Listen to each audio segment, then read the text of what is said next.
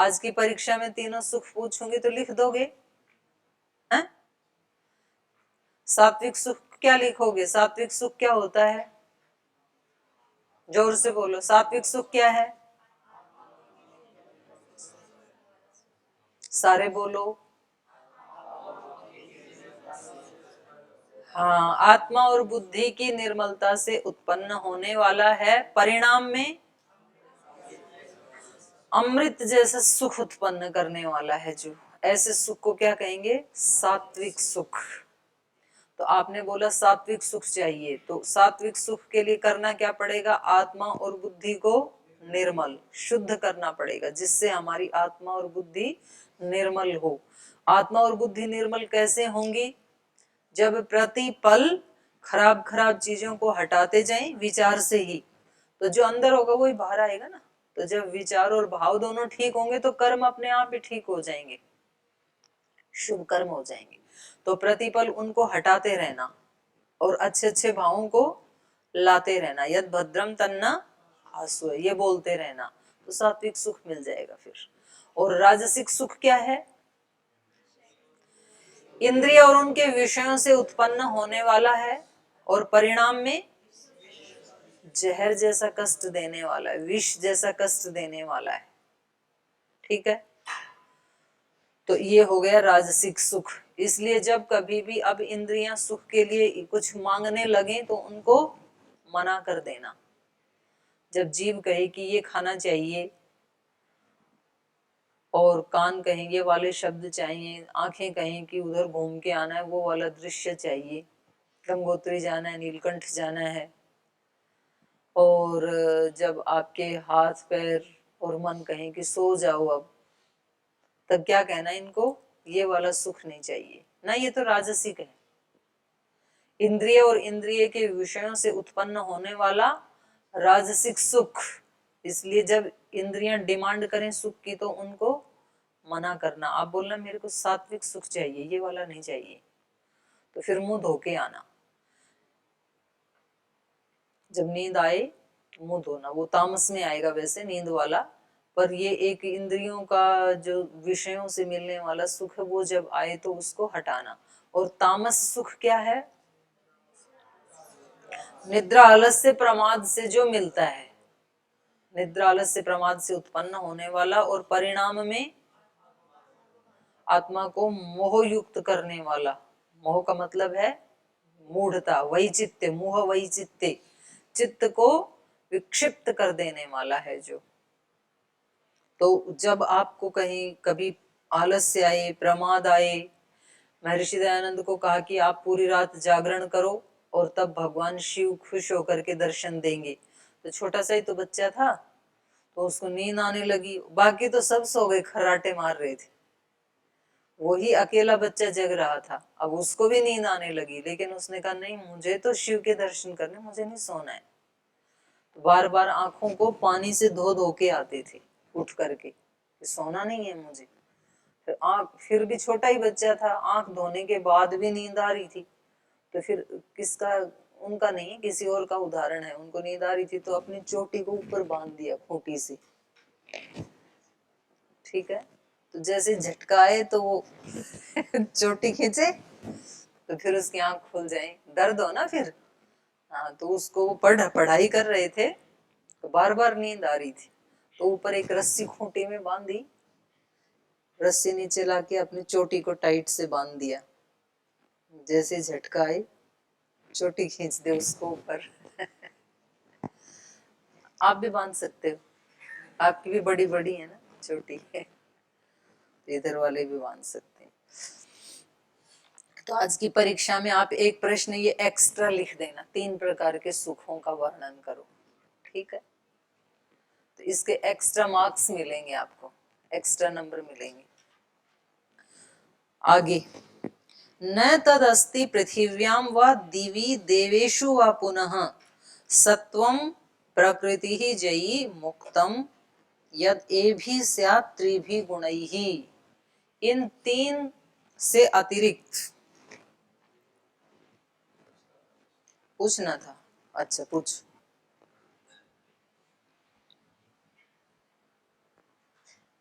ओम दीदी, जी। ये जो राजस सुख में विषय और इंद्रियों का संयोग का परिणाम बताया है, तो विषय और इंद्रियों का संयोग तो तीनों प्रकार के सुखों में ही होता है, जी जी, तो इसी में क्यों कहा है ऐसे? प्रधानता उसमें रहती है ना, लेकिन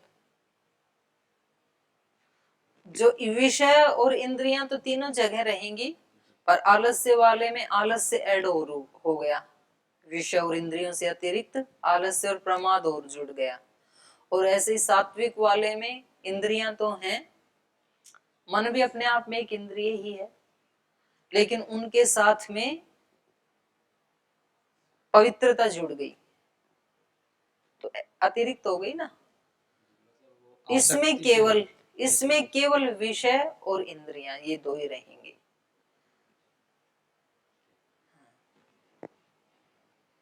क्योंकि इनको थोड़ा थोड़ा अलग करना था ना तीनों प्रकार के, तो उसको फिर कैसे डेफिनेट करें।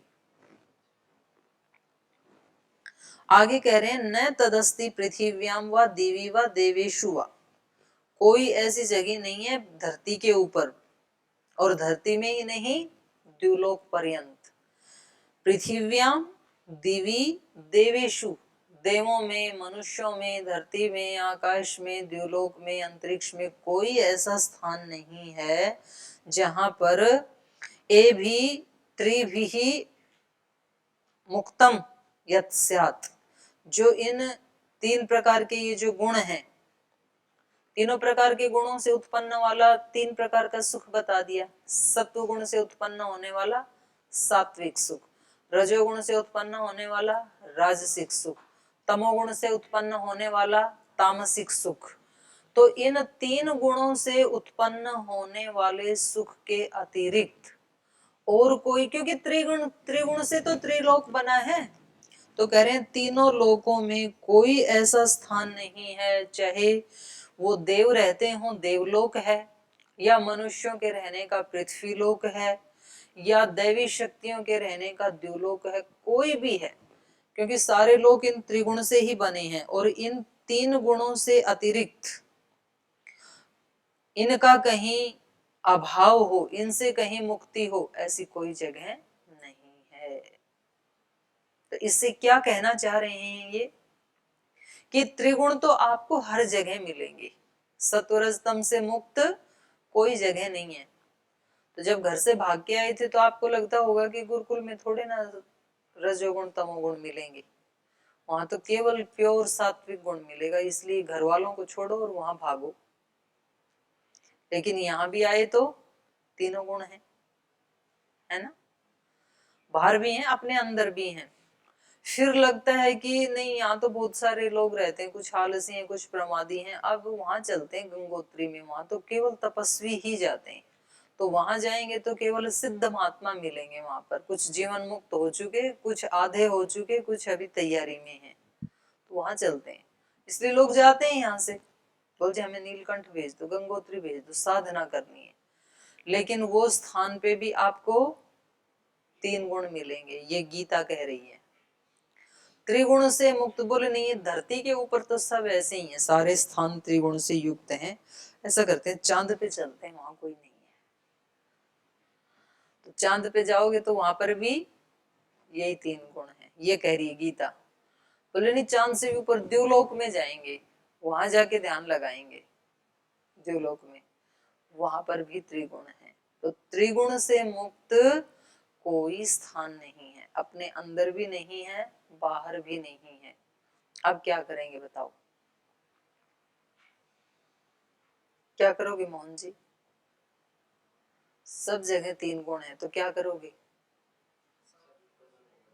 हाँ, अब सात्विक को बढ़ाएंगे, जागरूक रहेंगे, वो दोनों रहें, उनकी जितनी आवश्यकता उतना यूज करेंगे, बाकी उसके वश में नहीं होंगे।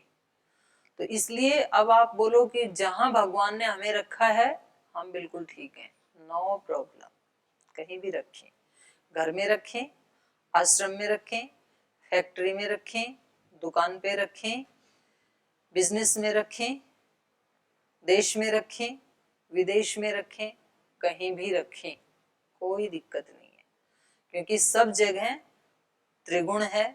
मेरी अंदर भी, मेरी प्रकृति भी, मेरा शरीर इंद्रिय भी त्रिगुण से बना है। मुझे क्या करना है, सत्व गुण को पकड़ करके उन दोनों को दबा के रखना है, सत्व गुण को बढ़ाना है और अपनी अंतःकरण को पवित्र बनाना है। बस एक ही काम है व्यक्ति का, मनुष्य जीवन का, पूरी जिंदगी का अगर कोई काम है तो केवल एक ही काम है, अंतःकरण को शुद्ध रखना।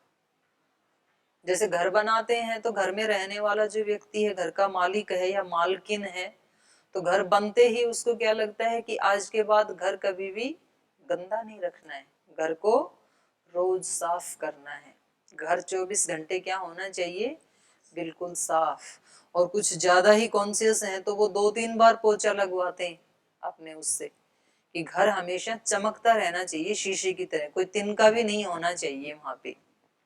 तो एक बार भी अच्छे से सफाई करे तो भी साफ रहता है घर। और ज्यादा ही किसी को चमचमाता चाहिए तो 2-3 बार लगाते हैं और फिर उसको गंदा होने नहीं देते हैं। प्लस ये सावधानी, ऐसा नहीं कि बार बार लगाते रहें और उसमें कूड़ा डालते रहें तो भी बात नहीं बनेगी, गंदा नहीं हो ये भी सावधानी, और उसको साफ भी रोजाना करें।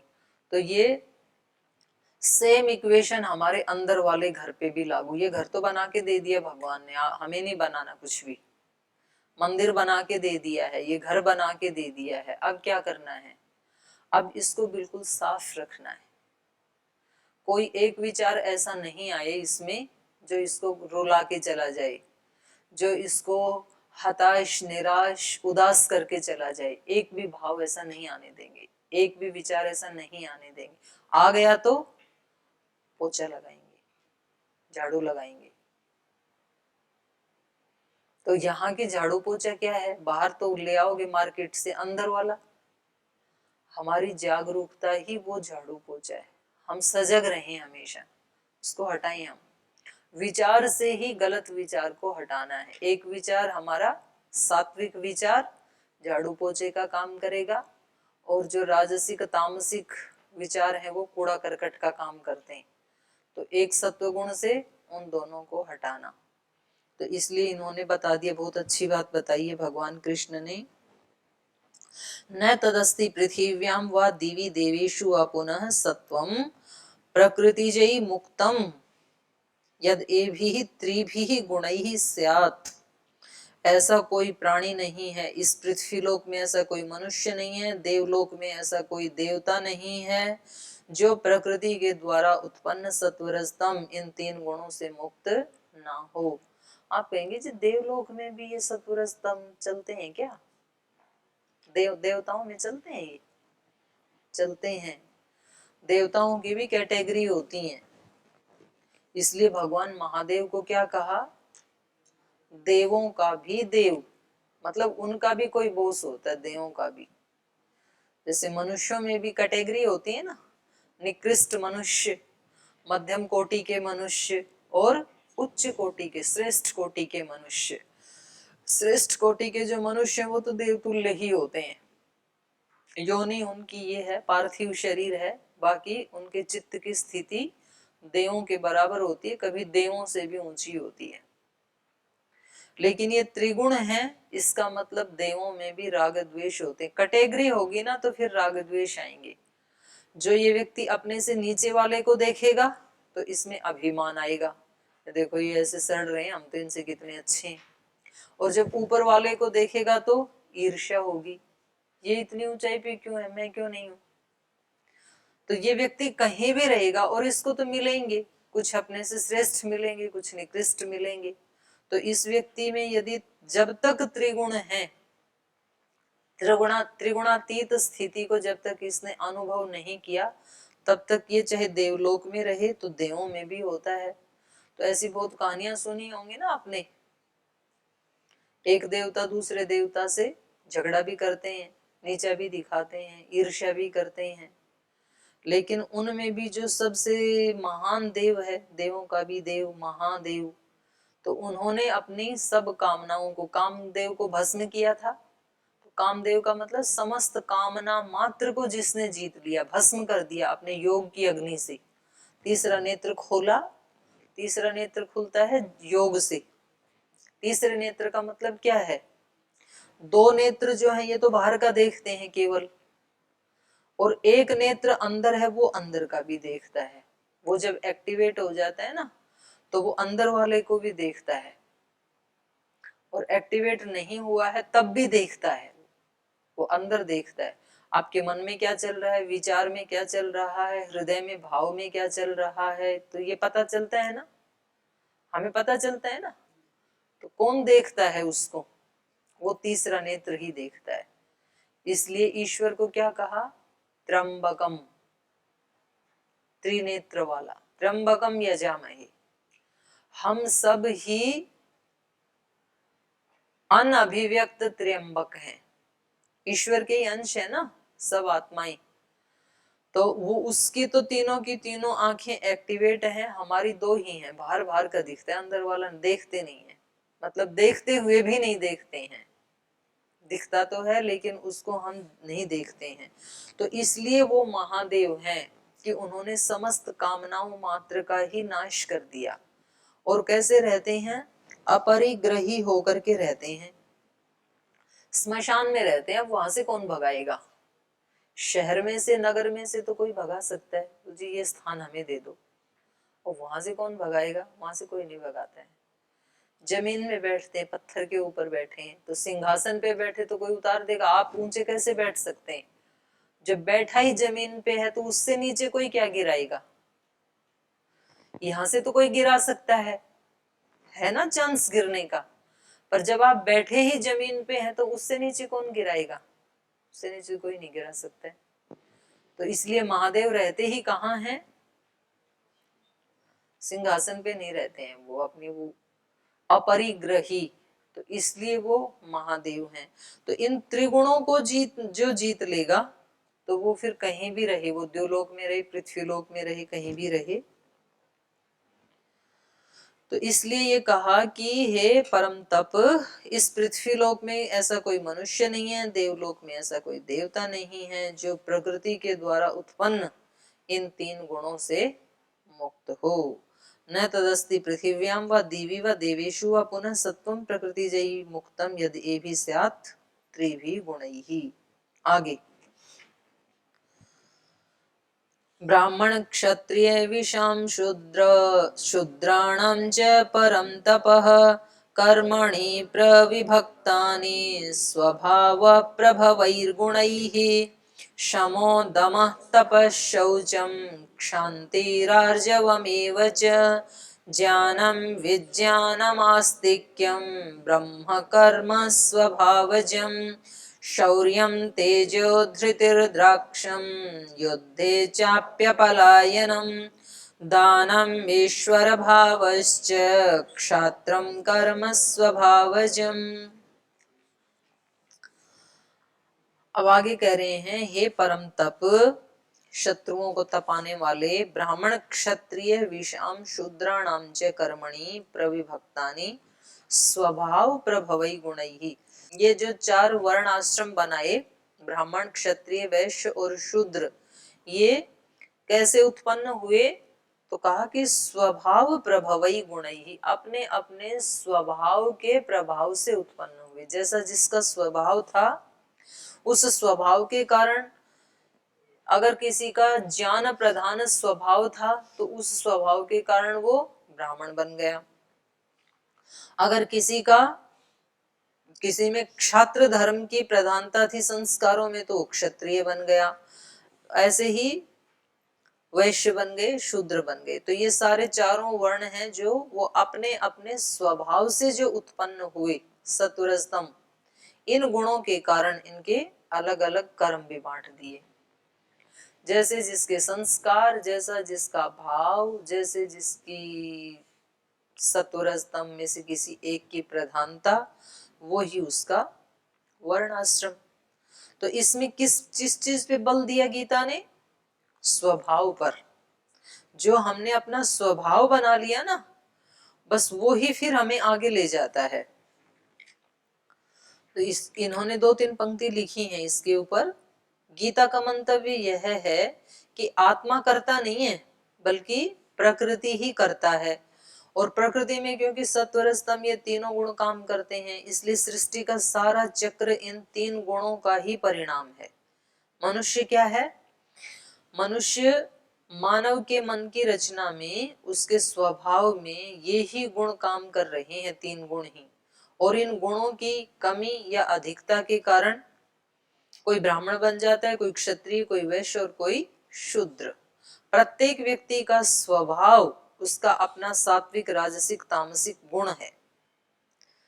इसमें 17वें अध्याय में भी आया था ना, श्रद्धा के बारे में। ये मनुष्य कैसा है? श्रद्धामयो अयम पुरुष यो यत् श्रद्धा स एव स। ये मनुष्य, ये आत्मा कैसा है? श्रद्धामय है। और जैसी जिसकी श्रद्धा होती है वैसा ही वो मनुष्य है। और श्रद्धा जिस किसी की कैसी भी क्यों हो जाएगी? सात्विक, राजसिक, तामसिक जिसकी श्रद्धा है, सात्विक श्रद्धा है तो वो व्यक्ति सात्विक श्रद्धा वाला सात्विक व्यक्ति, राजसिक श्रद्धा है तो व्यक्ति भी राजसिक, तामसिक श्रद्धा वाला है तो व्यक्ति भी तामसिक कहा जाएगा। तो ये श्रद्धा तीन प्रकार की क्यों हो जाती है? श्रद्धा तीन प्रकार की क्यों हो जाती है? जैसे जिसके कर्म उसके हिसाब से श्रद्धा बन जाती है। तो फिर उसमें पूरा बताया ना, कर्म में तीन प्रकार का यज्ञ, तीन प्रकार का दान, तीन प्रकार का आहार, तीन प्रकार का विचार, सारा बताया। तो उसमें से जो जिसको चुनता है वैसे वैसे उसकी प्रकृति, उसका स्वभाव, उसके संस्कार बनते चले जाते हैं। और जैसा जिसकी प्रकृति स्वभाव है वैसी उसकी श्रद्धा, जैसी जिसकी श्रद्धा वैसा उसको फल मिलता है, वैसा उसका जीवन, व्यक्तित्व, इहलोक परलोक सब बन जाता है उसके अनुसार। इसलिए हम बिल्कुल स्वयं जिम्मेदार हैं अपनी हर स्थिति के लिए।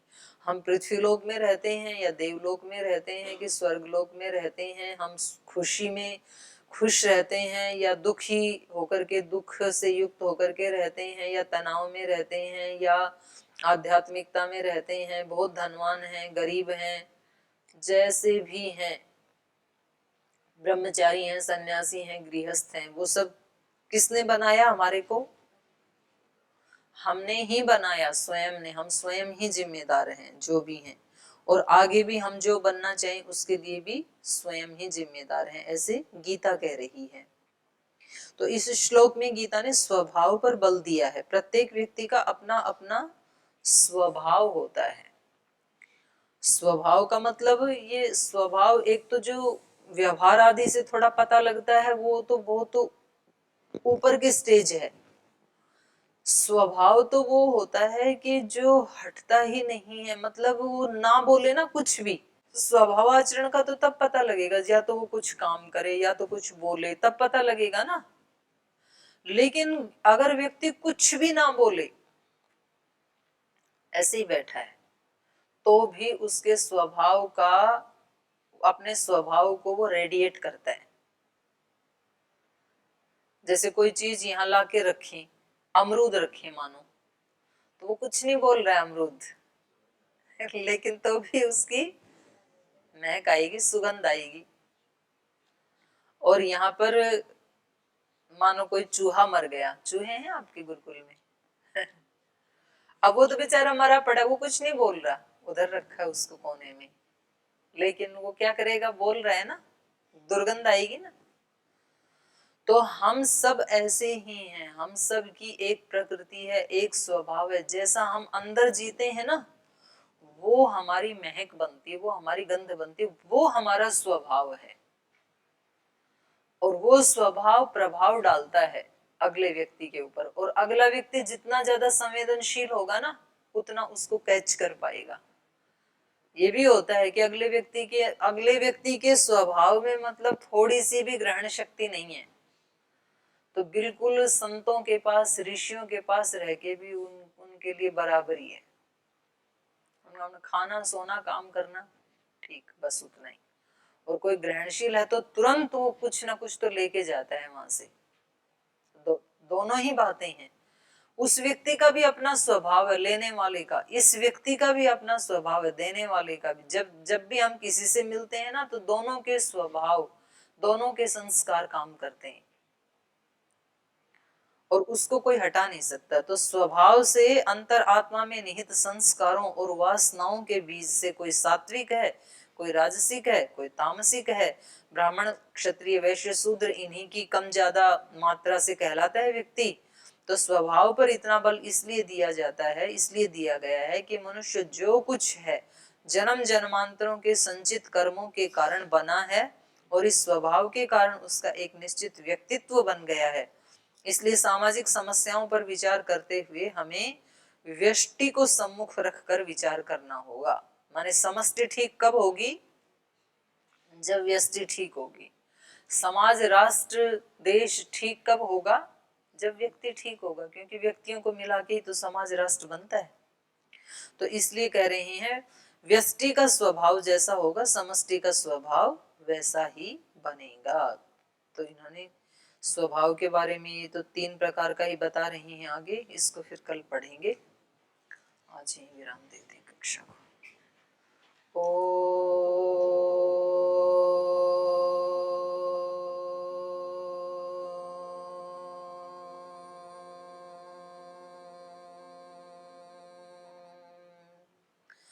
शांति शांति शांति।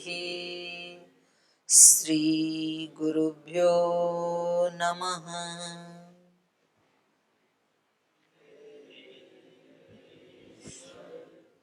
हे सर्वेश्वर, हे प्राणेश्वर, हे परमेश्वर, हे हृदयेश्वर, हे सर्वेश्वर, हे प्राणेश्वर, हे परमेश्वर, हे समर्थ, हे करुणा सिंधो, हे समर्थ, हे करुणा सिंधो, विनती स्वीकार करो, विनती स्वीकार करो।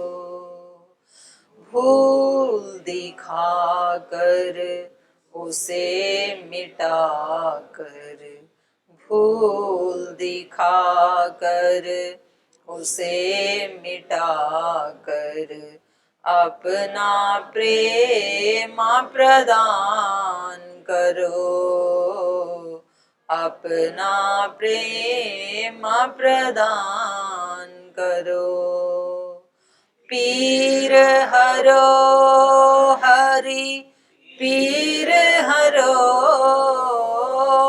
पीर हरो हरि, पीर हरो, पीर हरो हरि, पीर हरो, पीर हरो हरि, पीर हरो। हे हृदयेश्वर, सर्वेश्वर, हे प्राणेश्वर, हे परमेश्वर, हे प्राणेश्वर, हे परमेश्वर, हे प्राणेश्वर, हे परमेश्वर। ओम श्री गुरुभ्यो नमः।